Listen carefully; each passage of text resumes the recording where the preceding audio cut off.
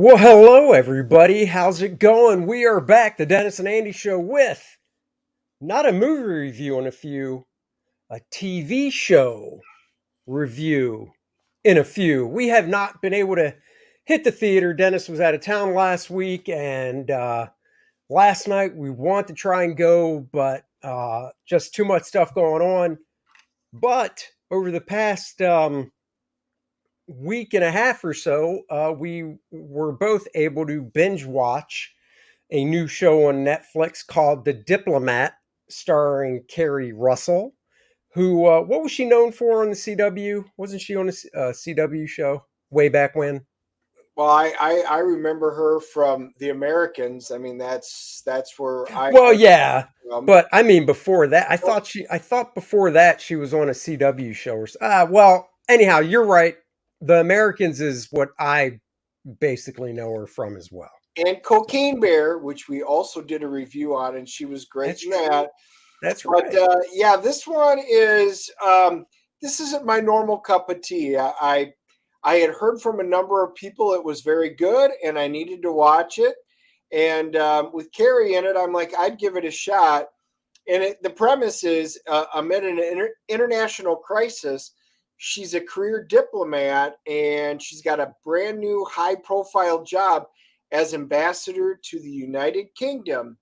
And then everything goes to hell. She's got to deal with all the happenings on the world stage, plus a turbulent marriage to her political star, her husband, which he is fantastic. Also, Rufus Sewell. So And they are a so dynamic duo. they really are. Their chemistry's really good. Like Dennis said, the basic gist is the show starts off. She's a diplomat. She's looking to be sent. To Kabul. Did I say that right? Kabul, whatever. That's where she's looking to be sent when she gets a phone call, and her husband answers the phone, and it's for her. And change of plans. You're now the UK ambassador. The president is played by, I always get the two confused, Lenny from Laverne and Shirley, right? He was Lenny, right? Yes, he was. He was And not what's his real name? I never Mike, remember. Mike McKean, Mike McKean. and And he now is awesome. he is fantastic. They actually touch this show. What I like about it is they talk about Russia invading Ukraine. They touch on current event type stuff, and a part of me is like, and they even touch on the president not being all there. So even though this president's name is not Joe Biden, they basically treat him behind the scenes as such, to the extent he has a worthless female vice president. Now, they haven't shown her, they've only talked about her. But the other little nugget in this show is Keri Russell, her character finds out uh, pretty quickly when she's in the UK that they want to see how she handles this situation over there because they want to get her in as vice president. Yeah, So, there's a lot happening behind the scenes, and they're trying to prop her up because they need a strong female that they could bring on board because they're going to oust her, the current sitting VP. And it's very cool how they do it. The biggest problem is Rufus, her husband, which was an ambassador for a long time. And he yep, is, like I said, like a rock star ambassador. Everybody knows him. They still want to call him ambassador. And she goes, he's not. I am the ambassador, because they're both Ambassador Wylers. And it's really good because he's got all the ins and outs. He's very polished. She is a go-getter. I'm going to fix every problem and solve it. I'm going to go down to it, but I'm not that great at politics. She's rough right. around the edges, but she's a very likable character. And the two of them, as husband and wife, are very much fire and ice. And that's what makes this such a turbulent and fun marriage, as it feels like he's trying to undermine her at every moment. But Well, yeah, you really find out maybe he's not, because he wants to be elevated along with it and moved into it. But everything he does is behind closed doors and off to the side. well, and like you said, he is definitely more the politician from the standpoint of manipulation and playing the game, whereas her character is not, I wouldn't say diehard black and white, but she doesn't beat around the bush. She likes to get right to the point with Yes. stuff, which is, yeah, like you said, it's definitely like fire and ice. And the other mix in this is you find out that their marriage is on the rocks and they're looking to get divorced, but he knows about the whole VP thing, trying to them wanting to slot her into that before she does. And once she finds out about it, he's basically saying, "Look, we got to make this work. You have to be married as the vice president. You can't go into that, divorced and Yes. stuff." Yep. So there's a lot going on for just 8 episodes, and it's really fast paced. There's only a handful of people that know about her wanting to go become VP, and she wasn't even one of them. And yet she has to walk through this minefield, and then including with they have a prime minister, Trowbridge, played by Rory Kinnear, and he is such a tool, and he plays the part to absolute perfection. Yep. And she's trying to be managed at the same time, by Stuart, who's in on the whole thing, and he's trying to keep her on track. He's very good at this. And then she has to work very closely with the Foreign Secretary, Austin, and those two start developing chemistry. So there's a lot of, if you want to call it a love triangle going on, and then the CIA is involved, and with Alian, she plays the character, and two of them are intertwined.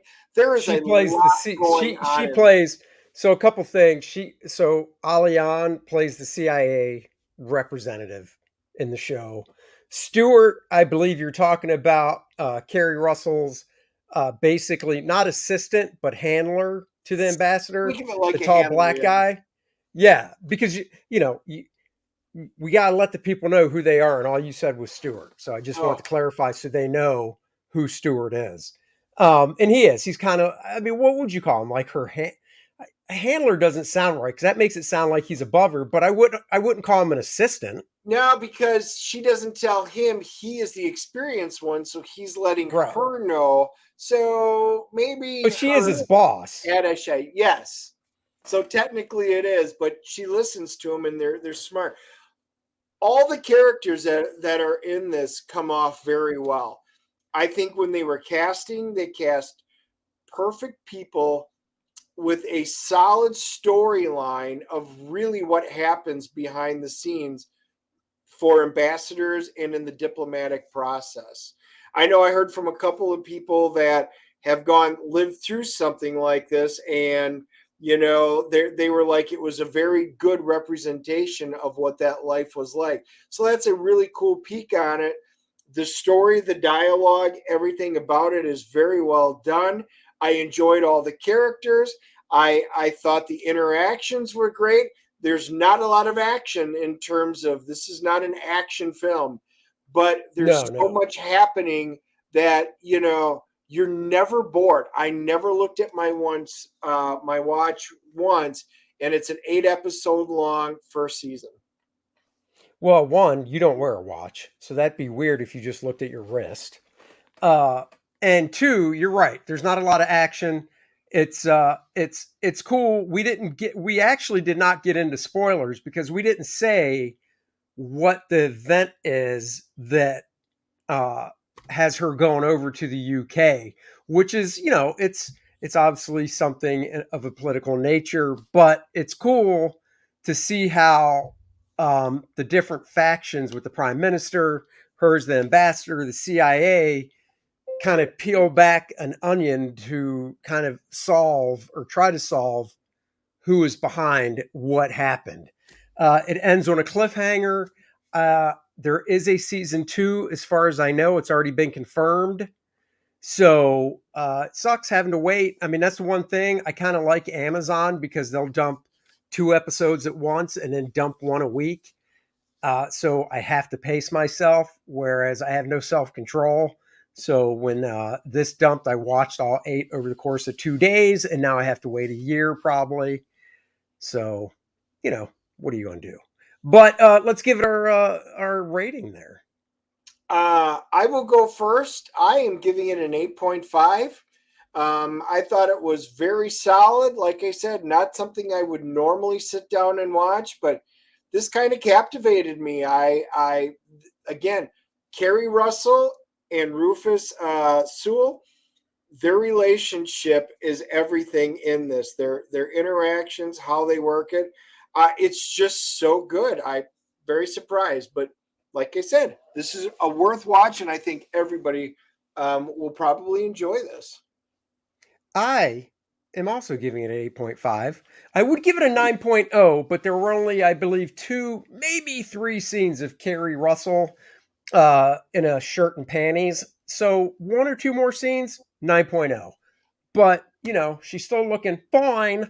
And seriously, though, it is a really good show.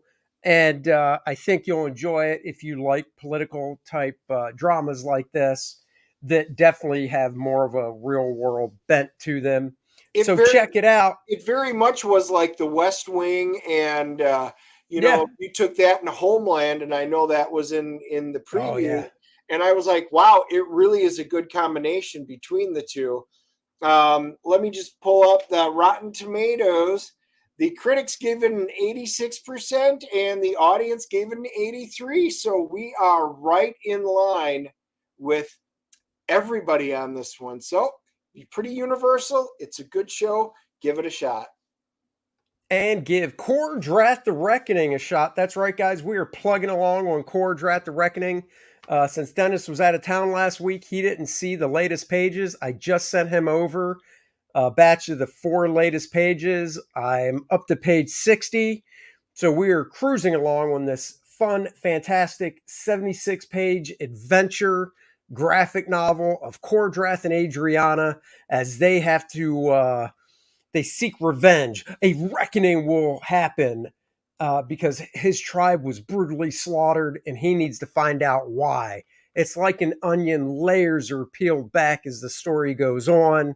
If you like Conan and Game of Thrones and the magic of Dungeons and Dragons, you'll love this book. Go check it out. The first 8 pages are here on the campaign page. And then you can go to coredraft.com. All these links are in the description below. And you can read the first 11 pages there because one of the pages isn't really that safe for work. So go check it out, guys. Multiple cover options. We're like Burger King. You have it your way.